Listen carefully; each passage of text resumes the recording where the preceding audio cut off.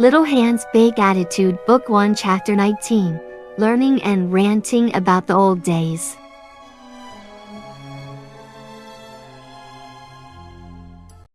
They all ate their breakfast and started to get ready for the day, but they were all wondering what was about to happen when it was over. What did Kaya need to say to Knuckles? How could it turn out in the end? Knuckles left the table almost immediately after finishing his bowl of cereal, and Yu went to the living room and sat on the floor. Kaya followed and everyone else shortly after, watching the watery being that was settled on the couch. Go ahead, say what needs to be said. Kaya waved her arms a bit as she spoke, though it seemed to be both to him and not to him, as she wasn't looking at him as she spoke. You lost it. I can't believe you lost the Master Emerald. You go through all of that. All of it. And then you just forget where it is? Do you have any idea how many years I wandered around, following you guys around and trying to just take them back? All of the time I spent just walking and walking and walking, only for me to learn that you probably buried it somewhere to keep it away from everyone else and myself included, and then you just forget where you buried it? Well, technically, it wasn't that they forgot where it was. It was more that it was taken from them. Do tell, little speedster. Well, so the echidnas had the emerald, and then the owls decided that they weren't worthy of it and stole it from them. And they buried it somewhere. The echidnas and the owls fought for a really long time over that, trying to either keep it hidden or find it. And then the echidnas killed off the last owl warrior, my guardian, Longclaw, before she told them where it was. So the Knuckles, the last of the Echidna tribe, thought that Sonic must have been told where it was, so he came here to find Sonic. But Sonic wasn't even told about any of this, so... Kaya looked off into the distance blankly, and then slapped her forehead hard, sending ripples through her body. You have got to be kidding me. I am deeply sorry, Kaya. I was never informed that my tribe's acquisition of the Chaos Emeralds was by dishonorable means. I was told they were taken from you, but I never had any implication it wasn't a fair fight. A fair fight? There was no fight, Knuckles. I never touched your ancestors. My kind was called the Chow. We were a peaceful race, spending our days gathering fruit, swimming in crystal clear waters, and smelling the flowers that grow in our valley. I was chosen to protect my colony from any sort of dangers, but the power that came with that title, it was too much for me to handle at the time.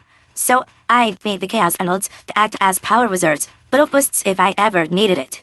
I didn't know about the Echidna chieftain's lust for power. I didn't know that by making these power reserves, he would try to take them for his own. I woke up one night sensing something was there, but then I was ambushed, tied down. I got myself free and ran back to my home as fast as I could, but I was too late. Most of my colony was killed by the warriors trying to get the emeralds. I was supposed to protect them, and I couldn't help them when they needed me. Maddie wrapped her arms around the girl. You did the best you could. It's not your fault. You were outnumbered, right? I guess. The survivors scattered, went and found other colonies. I set out to give back what was mine. I would find them, find the emeralds, and then take them back without them knowing. I didn't want to fight them. I just wanted them back. But by the time I tracked them down, they didn't have them anymore, and their energy pulses were wrong. I don't know how else to explain it, but I thought they'd just hidden it somewhere knowing I'd come looking for them. I was so furious. If you weren't going to use them, then just give them back instead of hiding them from me. I tried to track the energy, and after centuries of walking and looking, it led me here. But this world is so big. It is. One day a few months ago, I felt the energy pulses surge. And then, I felt that old energy, like someone had purified the emeralds of their corruption. The searches led me here to this town, but I'd decided that this was it.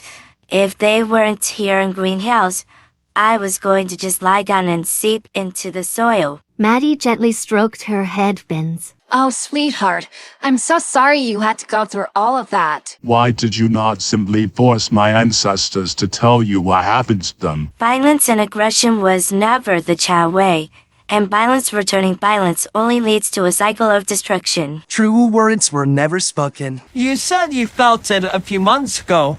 That was probably when Eggman had it. And then you had them. Only you sent the emeralds away when you were finished, so we don't know where they are anymore either. The stones were designed to keep themselves separate unless they were contained within a vessel. So as long as they are apart, they will only pose a small danger to any one person. You must have all 7 in order for the full effect. You were able to use the emeralds as well? Yeah, went all golden god thing and everything.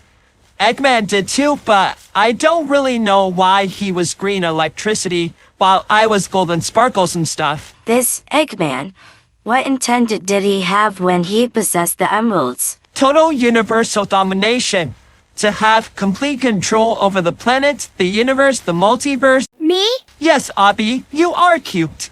Anyway, he wanted to take over everything. I was just trying to protect everyone from his giant force fire starting Megabot. Chaos is power, enriched by the heart. What? The power of chaos is influenced by emotion and intent. The user is a means to unify the chaos. If the user is fueled by negative emotion and thoughts of evil intentions, then a negative, more destructive form of that energy comes to light. But in the hands of someone with positive emotion and intent to help and not harm, a heart of gold shines through. That is the corniest thing I've ever heard, but I'll take it. So I guess you were the one Carl saw in the woods that was digging through the trash cans. You were just looking for the Master Emerald? I did encounter the elderly man at the edge of the town where he snatched my shoes. Yes, I came back to reclaim them, and then because he seemed like he was hiding something, I checked his home briefly. But I never touched anyone's rubbish. So that only solves one mystery. The trash terror is still out there somewhere. Well, one mystery solves is one mystery I don't have to deal with. Wait, but Carl said he saw 2 out there. How did you do that? Kaya stood up and then they watched as she left one of her arms behind, separating from her body, and then dissolving into a puddle that looked exactly like water. But it didn't soak into the carpet. I did this. I can only manipulate one part at a time, so I ran into the woods to lure him away, and then shifted my consciousness into the part I left at the house. The first part went into this dormant state, by the creek, looking like water, and also he couldn't find it.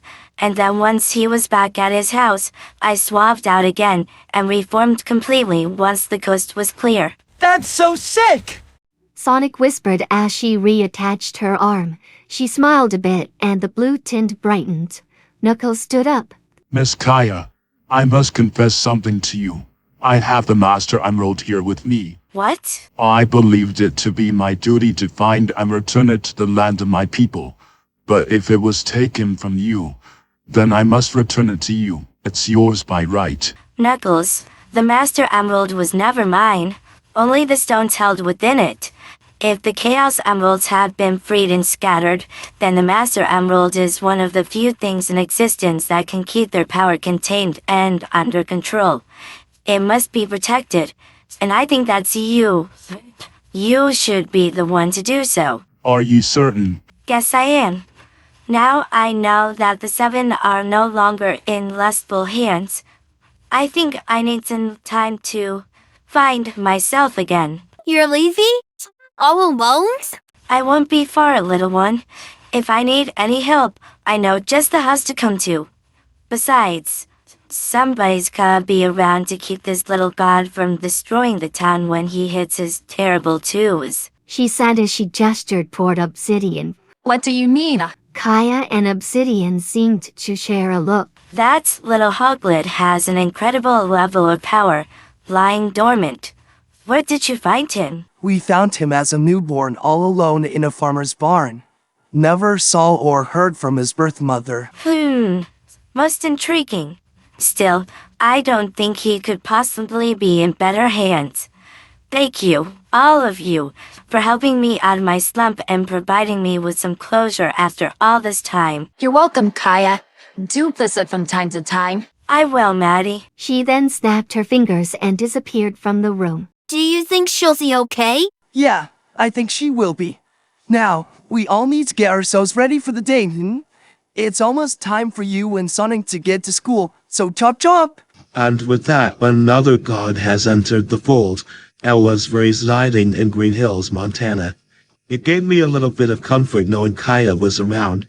She might be able to relate, to understand my situation. I might be able to talk to her about my experiences, and have her take me seriously. Assuming I was able to get myself a private audience with her. Tom and Maddie didn't like not knowing where I was. As I watched my parents leave the house, waving goodbye to me and Knuckles, and Tails and Sonic chasing after them with their bags, I couldn't help but think back on the last few weeks. When I had first come to this world, I was weak, helpless, vulnerable, and most of all, afraid.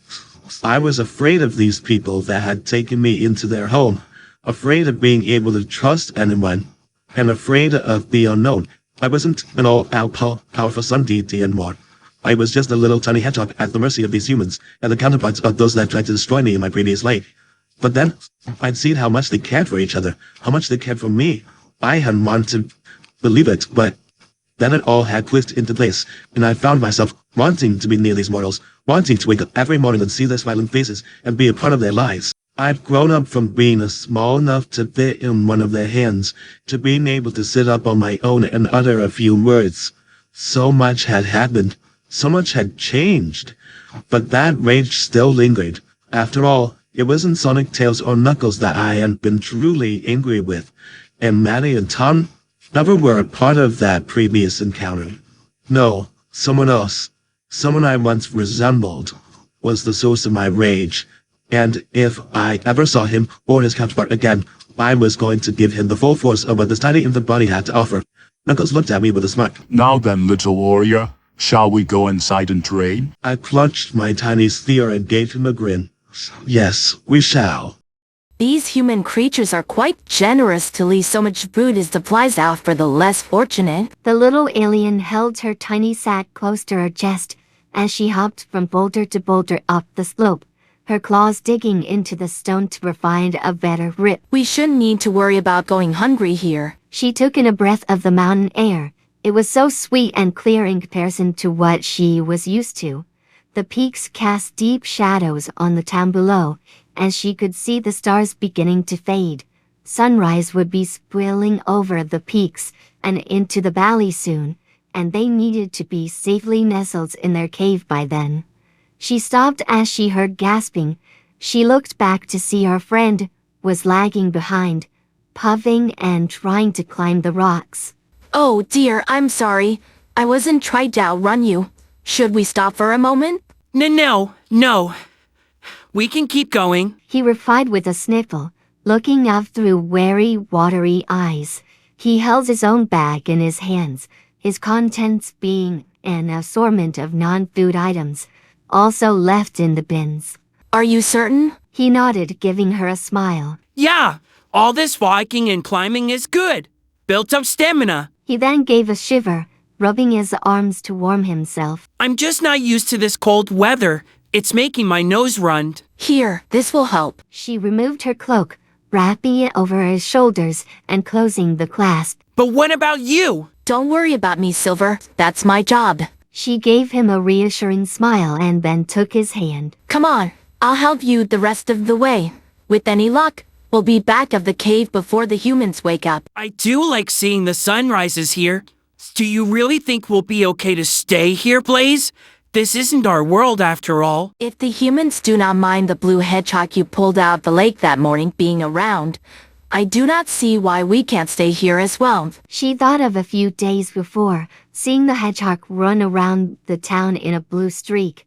Surely he was welcome. Why wouldn't they be? Or at least, That was what she hoped, after all. Anything is better than what we left. Silver huffed, looking out over the town below them. Yeah, I guess you're right. Okay, let's go. Blaze smiled and then hauled him up onto the next rock. She couldn't help but notice his hands felt a little warmer than usual. She hoped that it was just her own hands being cold from the stone, and not that he was coming down with a fever. The last thing she needed was to lose her only friend.